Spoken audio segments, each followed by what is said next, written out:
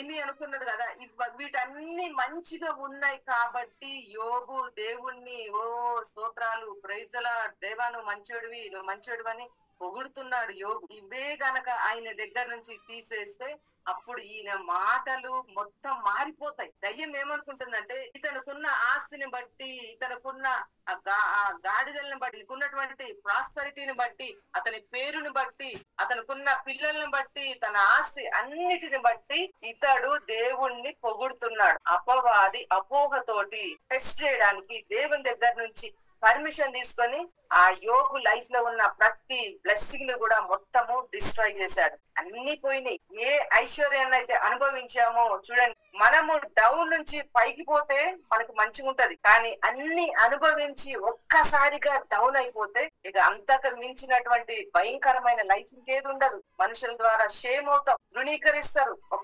ఒక టైంలో నిన్ను హై పొజిషన్ లో చూసిన వారే వాళ్ళు నిన్ను తృణీకరిస్తారు. అంటే నీకున్న పొజిషన్ ని బట్టి వాళ్ళు నిన్ను ఆ విధంగా క్యాల్కులేట్ చేస్తారు. అంత పొజిషన్ లో అన్ని పోయినాయి.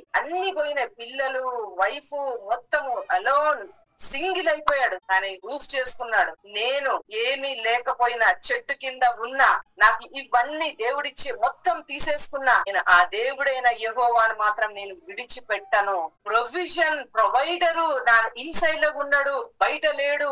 ప్రొవైడర్ అనేవాడు నా లోపల ఉన్నాడు, బయట లేడు. అందుకోసమనే అన్ని బయట కోల్పోయినా అసలైన నిధి, అసలైన ధనం అనేది నా లోపల ఉన్నది. రిలీజ్ చేసేవాడు, దాన్ని ప్రొవైడ్ చేసేవాడు నా ఇన్సైడ్ లో ఉన్నాడు. కాబట్టి అవుట్ సైడ్ పోయినప్పటికీ నేను చెట్టు కింద ఉన్నా, ఏ హోప్లెస్ లేకుండా నిలబడ్డా, లోపల నుంచి నాకు ప్రొవిజన్ అనేది రిలీజ్ అవుతుంది అన్న సంగతి యోబుకి క్లియర్ గా అర్థమైంది కనుక దేవుని యొక్క బిడ్డలారా, అన్ని కోల్పోయి మరలా ఫైనల్ గా అతడు ఏ విధంగా ట్రాన్స్ఫార్మ్ అయ్యాడంటే, ఇంతకు ముందు ఉన్నటువంటి ఆస్తి కంటే, ధనము కంటే, ఆ పిల్లలు సేమ్ వాళ్ళే వచ్చేసారు అనుకోండి, అతనుకున్న అన్నిటికంటే దేవుడు డబుల్ గా దేవుడు అతన్ని బ్లెస్ చేశాడు. దేవుడు నిన్ను ఆశీర్వాదించడం మొదలు పెట్టిన తర్వాత, దేవుడు నిన్ను లేపడం మొదలు పెట్టిన తర్వాత దేవుని యొక్క బిడ్డలారా, నీ లైఫ్ లో బయట అవుట్ సైడ్ ఏది పొజిషన్, ఏ వ్యతిరేకమైంది ఉన్నా, నీ లోపల ఉన్న దేవుడు ఆయన ఆ పొజిషన్ ని క్యాన్సిల్ చేసి